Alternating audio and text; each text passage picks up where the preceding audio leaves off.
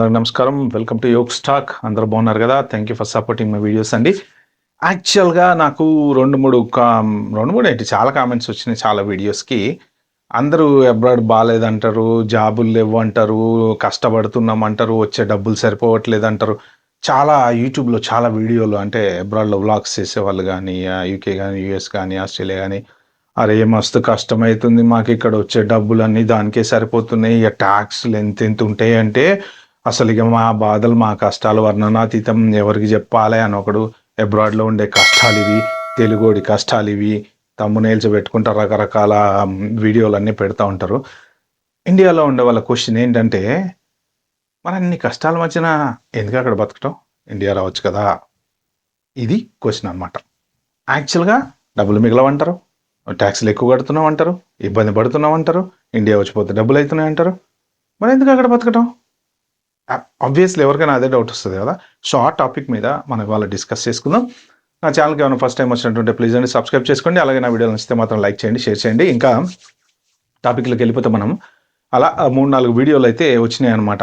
ఇక ఇలా పట్టుకొని వాళ్ళు లాగులు చేసుకుంటే ఎట్లా చెప్తారంటే, అసలు మాకు వచ్చే డబ్బులన్నీ ట్యాక్స్లకే పోతున్నాయి, ఇక్కడ ఎంతెంత కడుతున్నాం అంటే దానికి ఖర్చు అవుతుంది, దీనికి ఖర్చు అవుతుంది, కౌన్సిల్కి ట్యాక్స్ కడుతున్నాం, ఇంకోటి కడుతున్నాం, అసలు ఎండ్ ఆఫ్ ద డే నెల కాగానే మాకైతే ఖర్చులే సరిపోవట్లేదని, ఇక స్టూడెంట్లు అయితే ఇంకా వాళ్ళు బాధలు పడుతున్నారని, ఇవ్వని ఇలా చెప్పేటప్పటికి ఏంటంటే, అన్ని కష్టాల మధ్య అక్కడ ఎందుకు ఉండటం, ఇండియా రావచ్చు కదా అని అంటారనమాట. కానీ రారు, ఇండియా రారండి. ఒక సింపుల్ సూత్రం ఒకటి చెప్తాను నేను. ఏంటి అంటే, ఫస్ట్ ఆఫ్ ఆల్ ఇది తరతరాల నుంచి జరుగుతుందనమాట. అబ్రాడ్ పోయేటువంటి ప్రతివాడు ఏమనుకుంటాడు అంటే, ఏముంది ఇక 4 రోజులు వెళ్ళి ఒక చదువుకునేవాడైతే చదువుకున్న తర్వాత జాబ్ చేసుకొని ఒక 2-3 ఇయర్స్ సంపాదించేసుకొని నేను వచ్చేస్తా డాడీ, నాకేముంది అక్కడ, నేనేం చేస్తా, మంచిగా వచ్చిన డబ్బులతోటి కొంచెం ఇక్కడ ఏదైనా బిజినెస్ ఏదో పెట్టుకుంటా, లేదంటే కొంచెం ఇల్లు కొనేసుకొని జాబ్ చేసుకుంటా అంటారనమాట.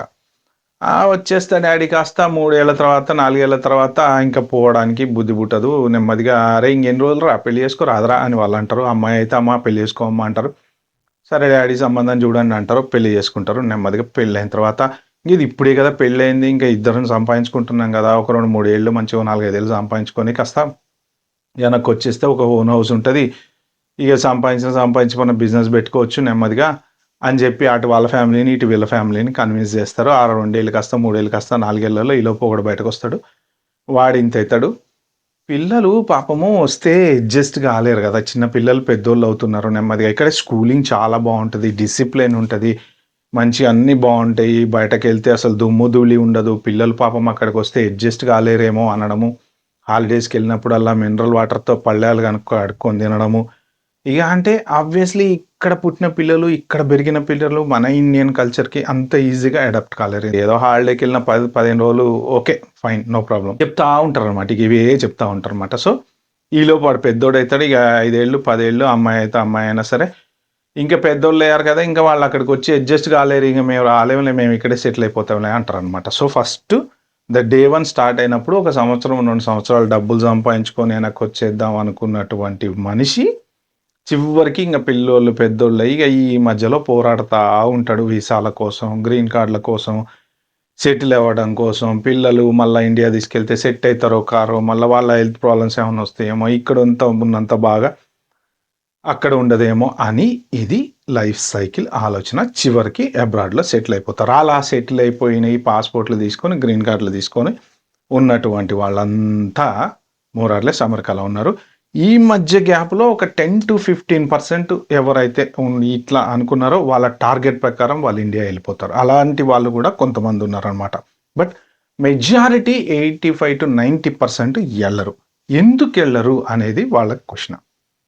ఫస్ట్ ఆఫ్ ఆల్ వెళ్ళకపోవడానికి రీజన్ ఏంటంటే అండి, మెయిన్ వైఫ్ అండ్ హస్బెండ్ ఇద్దరు కనుక అమెరికాలో జాబ్ చేసుకుంటే మంచి ఇన్కమ్ వస్తుంది.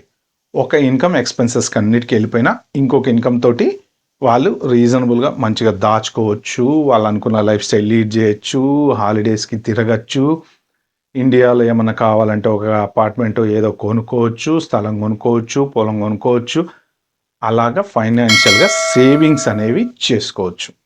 ఇండియాలో అంత శాలరీస్ రావు. ఇప్పుడు $1,00,000 మొగుడికి, $1,00,000 పెళ్ళానికి వచ్చినాయి అనుకోండి, ఇద్దరు వైఫ్ అండ్ హస్బెండ్కి $2,00,000 అంటే ఎంత ఖర్చు పెట్టినా $60,000-70,000 మహా అయితే సంవత్సరానికో, లేకపోతే $1,00,000 ఖర్చు పెట్టినా ఇంకో $1,00,000 overall end of the day ఎంత లేదన్నా పోనీ ఈవెన్ ఒక $50,000 మిగిల్చారనుకోండి, 50 ఫర్ ఎగ్జాంపుల్ వేసుకోండి, అట్లా చేసుకున్నా కూడా 40-45 lakhs ఇండియన్ కరెన్సీలో మిగులుస్తున్నట్టే. అంటే ఒక అపార్ట్మెంట్ కొనుక్కుంటే ఒక 2-3 yearsలో దాన్ని క్లియర్ చేసేసుకుంటారు. ఇంకా హై శాలరీస్ ఉన్న వాళ్ళు హై లెవెల్లో ఉంటుంది. నేను చెప్పేది రీజనబుల్ శాలరీస్ ఉన్న వాళ్ళు అనమాట. అది ఒకటి అంత ఈజీగా 45-50 లక్షలు ఇండియాలో వచ్చే డబ్బులకి మిగల్చడం కష్టం. ఇండియాలో ఎంత ఉంటాయండి? యావరేజ్ ఐటీ ఎంప్లాయీ వచ్చేసి ఒక 30 lakhs వేసుకోండి. ఉన్నాయి 50, 60, 70 ఉన్నాయి, ప్రాబ్లం లేదు. కానీ యావరేజ్ 30-35 వేసుకున్న ఒక 60 లక్షలు, ఇద్దరి మీద 60-70 లక్షలు వచ్చినా మన దగ్గర మంచి క్లాస్ ఏరియాలో ఉండాలంటే గచ్చిబౌలి లాంటి ఏరియాలోనో బెంగళూరులోనో ఉండాలంటే ఒక 70-80 లక్ష రూపాయలు రెంట్కే పోతుంది. ఇక స్కూలు, ఎందుకంటే మనం అంత సంపాదిస్తున్నాం కాబట్టి మనం ఫీజు ఎక్కువ ఉన్న స్కూల్లోనే వేస్తాం. ఫీజు తక్కువ ఉన్న స్కూల్లో వేస్తే మళ్ళీ నామోష్ అవుతుంది. ఎందుకంటే మన పక్కోడు వేస్తాడు కదా, వాడు అదేంటి ఆ సిల్వర్ ఓక్స్ అనో లేకపోతే ఇంకోటి ఓక్ రిడ్జ్ అనో ఇంకోటనో మినిమం 2.5-3 లక్షలు ఉండాలి. లేకపోతే మనం తగ్గేదేలే కదా. అలాగా రిచ్ స్కూల్లో వేస్తాము. ఇక ఖర్చులన్నీ ఒకదానికి యాడ్ అయిపోతూ ఉంటాయి కదా. 40-50 లక్షలు ఎక్కడ మిగులుస్తాం ఎండ్ ఆఫ్ ద డే? ఇద్దరు జాబ్ చేయలేదనుకోండి, ఇక అంత మిగిల్చడం కూడా ఇంపాసిబుల్.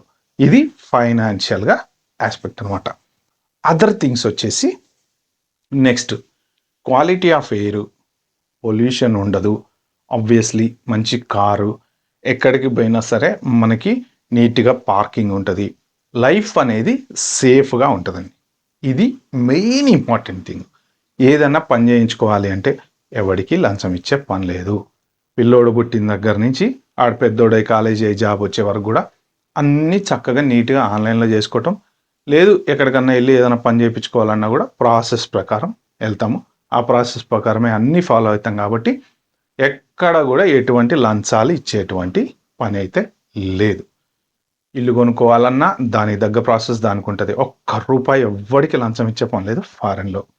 డ్రైవింగ్ లైసెన్స్ కావాలి, చక్కగా అప్లై చేసుకో, టెస్ట్ అప్లై చేస్తే వాడికి లంచం ఇస్తేనే మనకి టిక్ కొడతాడు, అట్లాంటివి ఏమి ఉండవు. మన దగ్గర ఉంటుంది కదా అప్లికేషన్ ఫామ్ మీద పైన ఏదో చిన్న మార్క్ ఉంటుంది, అంటే వీడి సుందరయ్య దగ్గర, వాడి శ్రీనివాస్ దగ్గర, వీడి రామారావు దగ్గర ఇలా ఉంటాయి అన్నమాట. సాయంత్రం కాగానే వీళ్ళు దాని ప్రకారం డబ్బులు కలెక్ట్ చేసుకుంటారని అంటూ ఉంటారు కదా పైన మార్కులు బట్టి. సో అట్లాంటివన్నీ ఏముండవు ఇక్కడ. రూల్ ప్రకారం వెళ్ళాలి, రూల్ ప్రకారం చేసుకోవాలన్నీ. రోడ్డు మీదకి వెళ్తే సేఫ్టీ ఎక్కువ ఉంటుంది. మీకు ప్రాములలో నడిపించుకొని వెళ్తుంటారు కదా చాలామంది. బగ్గీ ఉందనుకోండి, మీకు మంచి ఫుట్ పాత్లు ఉంటాయి, ఎక్కడ ఇబ్బంది ఉండదు. ఎక్కడన్నా ఆగిన ప్రాపర్ పార్కింగ్ ఉంటుంది. ఏ రోడ్డు మీద పడితే ఆ రోడ్డు మీద ఆపుకోవడానికి లేదు. రోడ్డు దాటితే చక్కగా సిగ్నల్ లైట్ వేసి దాటుతున్నాము అంటే ఎవరైనా సరే కార్లో ఆగిపోతారు. అన్లెస్ అంటిల్ ఏదైనా ఒక మేజర్ యాక్సిడెంట్ జరిగితే తప్ప, other than that very unfortunate సిచ్యువేషన్లో అలాంటివి జరుగుతూ ఉంటాయి. అది కాకుండా మిగిలిన డైలీ రొటీన్ లైఫ్లో వచ్చేసి ప్రశాంతంగా ఉంటుంది అనమాట. టైము చాలా మిగులుతుంది. మెయిన్ ఎందుకు మిగులుతుంది అంటే 9 to 5 ఆఫీస్ అనేది ఉంటుంది. మ్యాక్స్ అంటే ఒక 1 hour ఎక్స్ట్రా ఉంటుందేమో. ఓకే, ఆ మిగిలిన తర్వాత ఇంటికి వచ్చేస్తాము, ఎక్కువ ఫ్యామిలీతో స్పెండ్ చేస్తాము. కంపెనీ వాళ్ళు ఇంకా డిస్టర్బ్ చేయరు. వీకెండ్ వచ్చిందంటే ఇంకా ప్రశాంతంగా ఉంటాం. అసలు మన కంపెనీ వాళ్ళు టచ్ చేసేది ఉండదు. సూపర్ మార్కెట్కి వెళ్తాం, సామాన్లు కొనుక్కొచ్చుకుంటాం, వండుకుంటాం, తింటాం. అప్పుడప్పుడు సినిమాలు వచ్చిందంటే సినిమాలకు వెళ్తారు, లేకపోతే ఇంకో చోటుకి వెళ్తారు. ఎట్లా చూసుకున్నా కూడా ఫ్యామిలీకి టైం ఎక్కువ ఉంటుందన్నమాట. ఇండియాలో ఉంటే ఏంటంటే ఎందుకో తెలీదు, టైం ఎక్కువ ఉన్నట్టు అనిపించదు. ఎందుకంటే ఈజీ యాక్సెస్ కాబట్టి టక్కన సాయంత్రం కాగానే ఏంటంటే బండి వేసుకొని టూర్ను స్టార్ట్ చేసి హోండా యాక్టివా వేసుకొని అటు పోయి చాదా వద్దాం, ఇటు పోయి వీడిని కలిసి వద్దాం, అటు పోయి వాడిని కలిసి వద్దాం అని ఇంట్లో వాళ్ళు ఇక్కడ వీళ్ళు ఉంటారు, అక్కడ మనం తిరగడం అలవాటు పడిపోతాం అనమాట ఫ్రెండ్స్ తోటి. ఎందుకంటే సింపుల్గా తిరిగేయచ్చు కదా బండి వేసుకుని. అదే అబ్రాడ్లో మీరు అంత సింపుల్గా బండి వేసుకుని వెళ్ళి ఫ్రెండ్ని కలిసి రావడం, ఛాయ్ తాగి రావడం, పానీపూరి తిని రావటం, ఐస్ క్రీమ్ బండి దగ్గర పోవడం, ఇలాంటివి ఏమైనా ఉండవు అనమాట. ఎటు పోవాలన్నా మోరల్లెస్ కార్ వేసుకునే పోవాలి. కనీసం ఒక 10-15 కిలోమీటర్లు అయితే పోవాలి. దగ్గర ఉంటుంటే చిన్న చిన్న షాపులు దగ్గరలో ఉంటాయి, కానీ చాలా తక్కువ. అమెరికాలో అయితే, యూకే లాంటి ప్లేస్లలో ఓకే పర్లేదు, కొన్ని సిటీస్లో ఉంటాయి. మరి అవుట్స్కట్స్కి వెళ్తే అక్కడ ఇంపాసిబుల్ దొరకటం. బట్ టిపికల్ సిటీలో ఏంటంటే పక్కన చిన్న చిన్న షాపులు ఉంటుంటాయి, కానీ బట్ ఎటు పోతాం, ఎక్కడికి పోలేము కదా. ఏ ఫ్రెండ్ దగ్గర పోవాలన్నా ఎవడి పనిలో వాడు ఉంటాడు. అక్కడ ఏంటంటే అట్లీస్ట్ ఫ్రెండ్ దగ్గరకు పోయినా కనీసం బండి వేసుకొని ఆడ పోయి కూరగాయలు తీసుకురావచ్చు, లేకపోతే ఇంకా సంథింగ్ వాట్ ఎవర్ బిజీ ఉంచుతాం అనమాట. సో యూఎస్లో టైం ఎక్కువ ఉంటుంది ఫ్యామిలీకి స్పెండ్ చేయడానికి, సినిమా చూసుకోవడానికి, పిల్లలతో గడపడానికి. అన్నిటికీ మించి ఏంటి అంటే ప్రశాంతమైన లైఫ్ స్టైల్, సంపాదన బాగుండి మనం మంచిగా ఉన్నాము అంటే మాత్రం మంచి ఇన్కమ్ అనేది ఉంటే హ్యాపీగా లైఫ్ స్టైల్ అనేది ఉంటుంది అనమాట. మంచి మంచి బట్టలు కొనుక్కోవచ్చు, నైక్ షూస్ కొనుక్కోవచ్చు. ఇప్పుడు ఇండియాలో వచ్చే ఇన్కమ్కి ఏంటంటే మనం ఏదైనా కొంచెం, ఇప్పుడు అందరు బాగా స్పెండ్ చేస్తున్నారులేండి, ఒకప్పుడు స్పెండ్ చేసే వాళ్ళు కాదు కానీ ఇప్పుడు రీజనబుల్గా అందరూ బాగానే స్పెండ్ చేస్తున్నారు. బట్ ఎంత స్పెండ్ చేసినా గట్టిగా ఒక వర్షం కొట్టింది అనుకోండి, అసలు మన ఆఫీస్లో ఉన్న వాళ్ళం ఇంటికి వెళ్ళాలంటే చాలా కష్టం. చూశారు కదా మొన్న వర్షాల్లో బ్రిడ్జ్ మీద కూడా నీళ్ళు ఆగిపోయినాయి. అలా ఉంటుంది మన దగ్గర పరిస్థితి. కాబట్టి అటువంటి ప్రాబ్లమ్స్, తర్వాత ట్రాన్స్పోర్టు, రోడ్డు మీద ట్రాఫిక్, జనాల యాక్సిడెంట్లు, ఇప్పుడు మనం బయటకు వెళ్తే ఇంటికి వస్తామో లేదో సేఫ్టీ, ఇవన్నీ ఎందుకో ఫీల్ అవుతూ ఉంటారనమాట. అమెరికాలో ఒక 5 ఏళ్ళు అలవాటు పడిన వాళ్ళు ఏంటంటే, అమ్మో ఇండియా వెళ్తే ఎట్లుంటుందో, మనం బతకలేమేమో, మనం ఉండలేమేమో, ఆ ట్రాఫిక్ తట్టుకోలేమేమో, లేకపోతే పిల్లలు అడ్జస్ట్ కాలేరేమో, ఇలాగా ఎవ్వరు కూడా మోరార్లెస్ ఇండియా రావడానికి ఇష్టపడరనమాట. బట్ ఎట్టు పోయి ఎట్టు వచ్చినా లోపల మాత్రం కొట్టుకుంటా ఉంటుంది. ఓ పండగ వచ్చింది అనుకోండి, వినాయక చవితి పండగ, దానికి ఇండియాలో ఉండేటువంటి హ్యాపీనెస్ కానీ, సంక్రాంతి వచ్చింది అనుకోండి, ఇండియాలో పల్లెటూరులోకి వెళ్ళి చక్కగా మన ఏది ఆంధ్ర సైడ్ వెళ్తే ఎంత అసలు పండగ అంటే పండగలాగా ఉంటుంది. దసరా కానీ అవన్నీ ఏంటంటే ఇక్కడ 4 గోడల మధ్య జాకెట్లు వేసుకుని వణుక్కుంటూ పండగ చేసుకునే పరిస్థితి అనమాట. ఎందుకంటే పండగలు మోరాలెస్ చలికాలమే వస్తాయి ఎక్కువ. ఇప్పుడు మనకి సంక్రాంతి ఇంపార్టెంట్, సంక్రాంతి మోరాలెస్ చలికాలమే ఉంటుంది. ఇంకా మిగిలిన వినాయక చవితి పర్లేదు రీజనబుల్గా, అక్కడి నుంచి ఇక ఏ ఫెస్టివల్స్ వచ్చినా కూడా అన్నీ ఇక వింటర్ సైడ్ వెళ్ళిపోతూ ఉంటాయి స్లోగా. కాబట్టి కొంత మనం ఆ ఇండియాలో చేసుకున్నంత సూపర్గా చేసుకోలేము. ఇప్పుడు ఇండియాలో వినాయక చవితి చేసుకున్నాం అనుకోండి ఫర్ ఎగ్జాంపుల్, సాయంత్రం కాగానే అందరూ వస్తారు, ఒక్కొక్కళ్ళు ఒక్కొక్క ప్రసాదం తీసుకొస్తూ ఉంటారు, మంచిగా చక్కగా అన్ని రకాల ప్రసాదాలు పెట్టుకొని తింటూ ఉంటారు మన పందిళ్ళ దగ్గర. ఆ అట్మాస్ఫియర్ ఇక్కడ క్రియేట్ చేయలేం మనం. ఆ ఆనందం రాదు, చేసినా కానీ ఎంత చేసినా గరాజ్లో పెట్టుకుంటాం, లేకపోతే ఇంకో చోట పెట్టుకుంటాం, లేకపోతే ఇంకో చోట పెట్టుకుంటాం, ఆ ఆనందం అనేది రాదు. అలాగా ఏ పండుగలైనా సరే ఇవన్నీ మిస్ అవుతూ ఉంటారు, మిస్ అయి ఫీల్ అవుతూ ఉంటారు, పేరెంట్స్ని మిస్ అయి ఫీల్ అవుతూ ఉంటారు.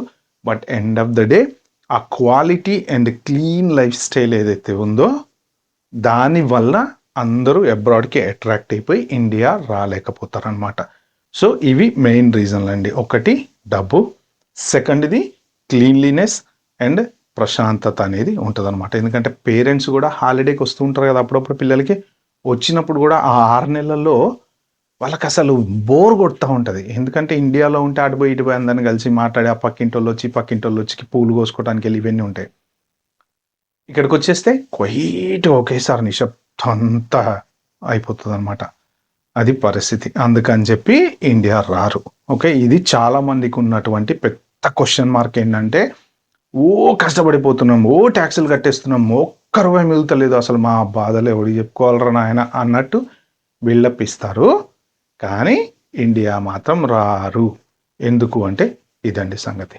ఓకే ఫ్రెండ్స్, ఈ వీడియోలో నేను చెప్దాం అనుకుంది. వీడియో మీకు నచ్చినట్టుంటే ప్లీజ్ అండి like, share, subscribe my channel. Thank you.